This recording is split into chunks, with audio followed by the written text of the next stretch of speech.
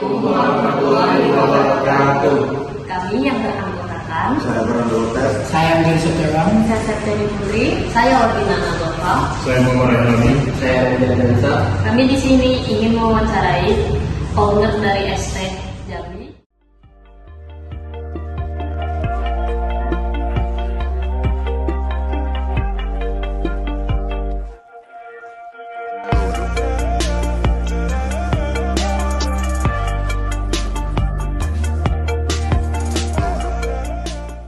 Assalamualaikum warahmatullahi wabarakatuh. Saat ini saya akan mewawancara owner dari ST Indonesia, Kang Banjar, dengan yang bersangkutan Erik. Pertanyaan pertama tentang customer segment. Menurut Anda siapa yang akan membeli produk Anda? Oke, kalau misalkan pertanyaannya siapa yang membeli produk saya, itu udah jelas ya, Estek Indonesia, namanya aja Estek. Siapa sih yang gak suka Estek? Semua orang suka Estek. Dari anak kecil, orang remaja, dewasa hingga lansia. Dan juga segmen kita itu, harga kita itu tidak terlalu mahal. Jadi ini sangat cocok untuk orang menengah ke atas, bahkan menengah ke bawah. Lanjut pertanyaan kedua tentang value proposition. Menurut Anda mengapa orang memilih untuk menggunakan produk Anda? Oke, lebih tepatnya membeli produk saya. Ya.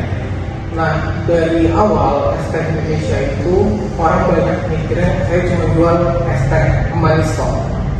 Yang sebenarnya kita banyak banget ada variannya. Bahkan kita ada coklat, kita ada yang sedar-sedar seperti leci, lemon. Jadi tidak berpatok dalam satu resep atau minuman. Jadi kita ada berbagai macam sehingga semua orang itu cocok. Terus mereka bisa beli sesuai dengan selera mereka. Lanjut masih tentang value proposition. Apa yang paling menarik dari model bisnis Anda? Apa yang paling menarik model bisnis ini? Menurut saya yang paling menarik itu untuk diambil saya khususnya itu experience tempat.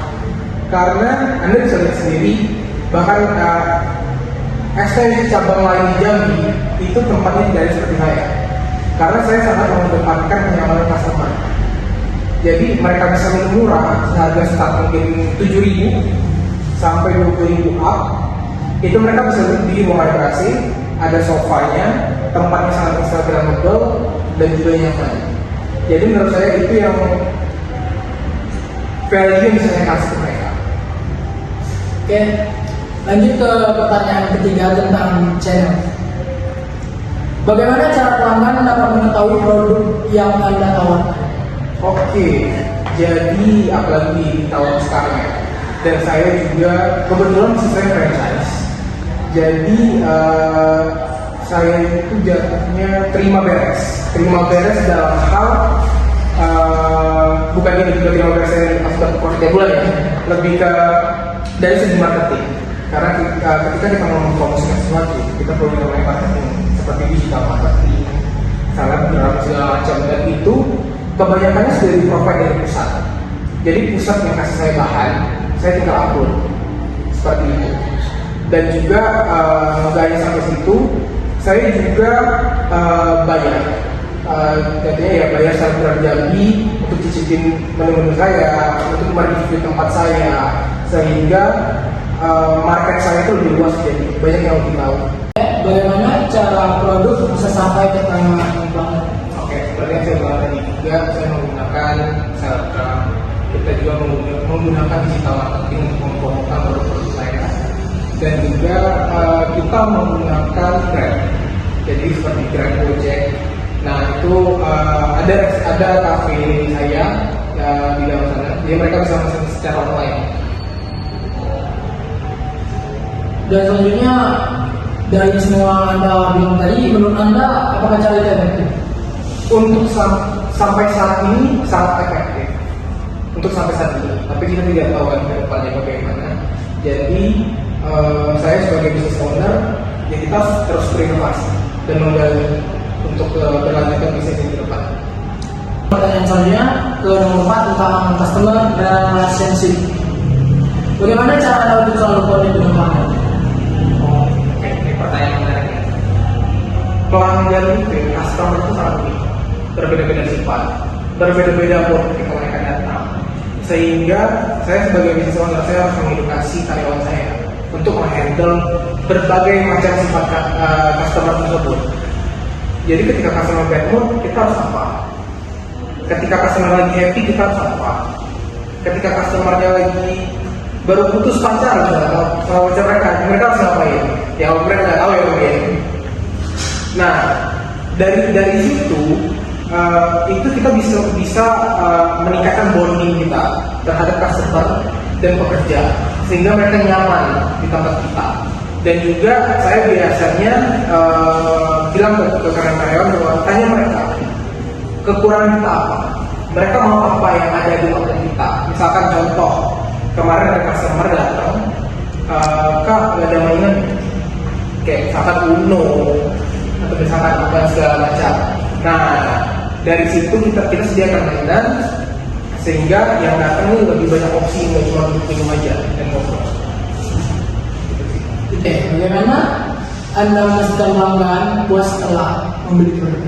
Oke, kalau untuk kepuasan pelanggan, yang pertama kali yang paling penting adalah dan pertanyaannya adalah kenapa pelanggan datang ke kita?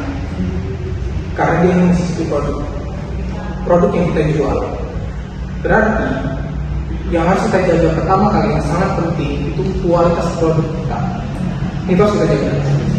Bagaimana kalau misalkan minggu kemarin dia datang, dia beli produk kita contoh aja, contohnya ciduran kotak misalkan.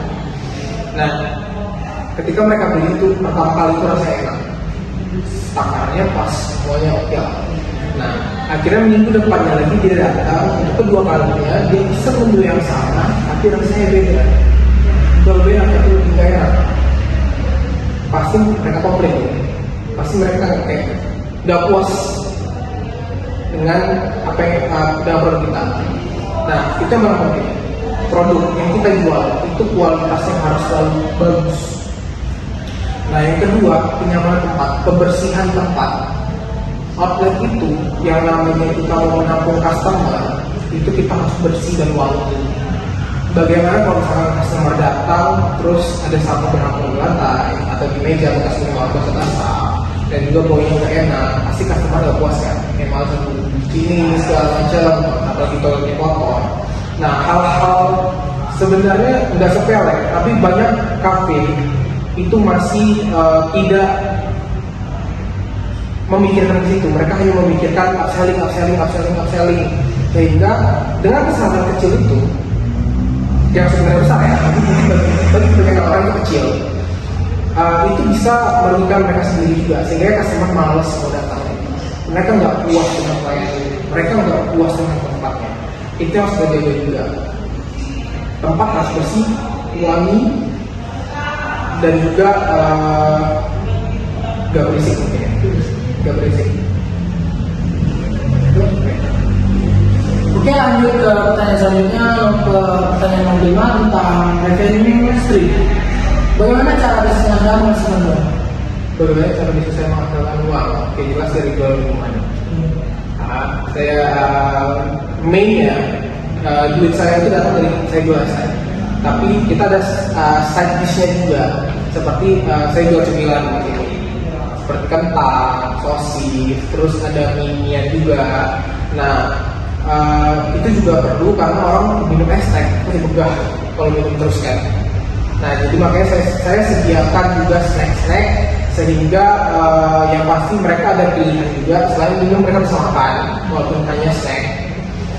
Dan juga itu bisa meningkatkan profit saya. Pertanyaan yang ketujuh tentang menurut Anda apa strategi yang bisnis Anda lakukan sehingga tempat perusahaan mendapatkan? Oke, walaupun konsepnya saya ini franchise, jadi semuanya itu harusnya udah disediakan oleh pusat ketika saya membutuhkan sesuatu.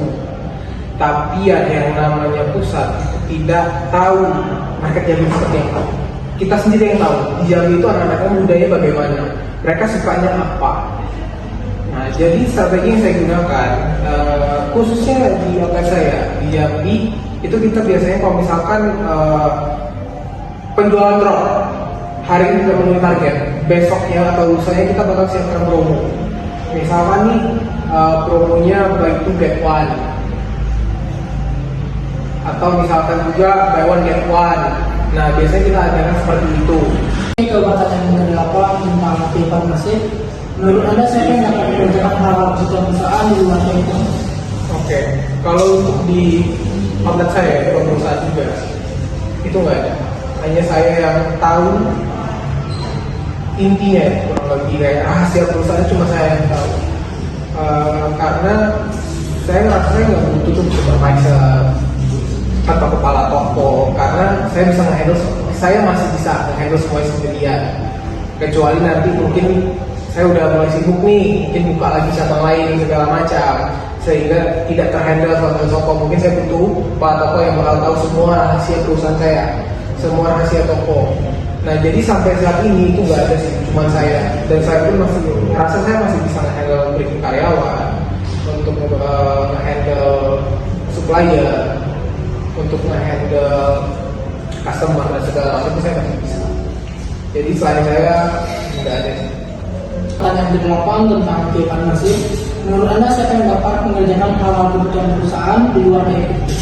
Oke, menurut saya sampai saat ini hanya saya, karena kebetulan saya nggak ada kepala toko atau supervisor dan segala sebutannya lah ya.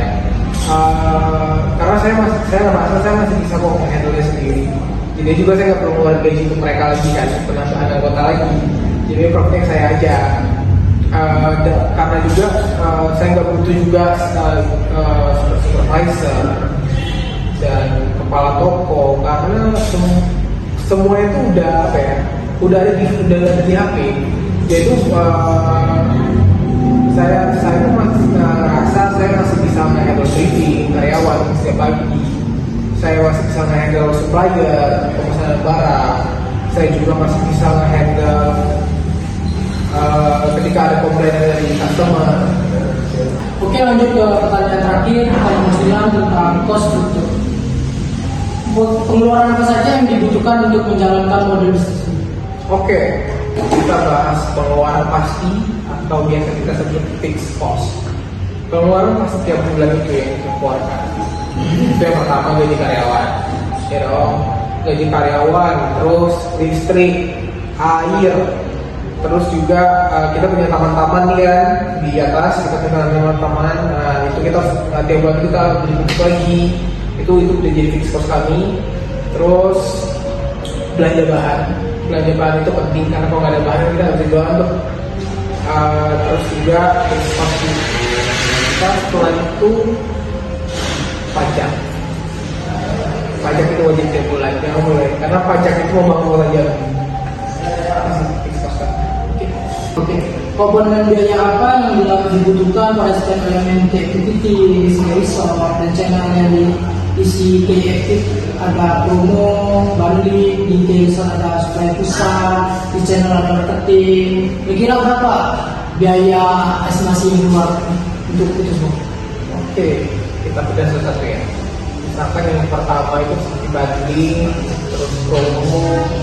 Nah, jadi kalau misalkan untuk itu ya, sebenarnya saya juga mau mengeluarkan biaya untuk pemotongan harga ataupun penambahan bawah depan itu. Karena kan ini contohnya ya, ketika kita buat satu menu, kita membuat satu produk, itu ada HPP, harga per produk. Dan itu kita bisa hitung. Misalkan taruh contoh, itu kita satu cup itu harga per produknya cuma 2.000, tapi kita jual 15.000. Berapa persen profitnya yang didapatkan? Oke, paham sampai di situ? Nah, jadi ketika saya banding itu dengan cup yang lebih kecil, sehingga HPP dari cup kecil itu lebih rendah. Jadi masih bisa ketutup sama yang besar. Jadi teoretically saya nggak keluar sih. Nah, dan yang kedua apa? Marketingnya. Oke, supplier pusat. Oke, supplier pusat. Betul, belanja tiap bulan. Untuk belanja itu kita tergantung sales kita. Kita mau target terus atau tidak? Karena tidak selalu target kan. Jadi kalau misalkan untuk belanja bahan dari pusat dan kebetulan juga jauh, pengiriman logistik bisa 4-5 hari, itu saya harus pikir dan saya harus memesan itu setidaknya untuk sebulan sampai 2 bulan ke depan, karena kita jauh, gak ada di Jambi bahan-bahannya. Jadi estimasi sekali belanja untuk nyimpen barang setidaknya sebulan itu bisa sampai 35 sampai 40 juta. Dan yang terakhir marketing. Marketing, oke, seperti selebgram, digital marketing. Nah, untuk selebgram itu saya keluar mungkin untuk satu orangnya sekitar 500 sampai 1 juta. Kalau misalkan untuk digital marketing itu gajinya itu sekitar 1,5 sampai 2,5 juta. Jadi di sini gaji. Oke, semua pertanyaan sudah terjawab. Terima kasih untuk owner dari ST Indonesia Terbayar. Sekian, terima kasih. Assalamualaikum warahmatullahi wabarakatuh.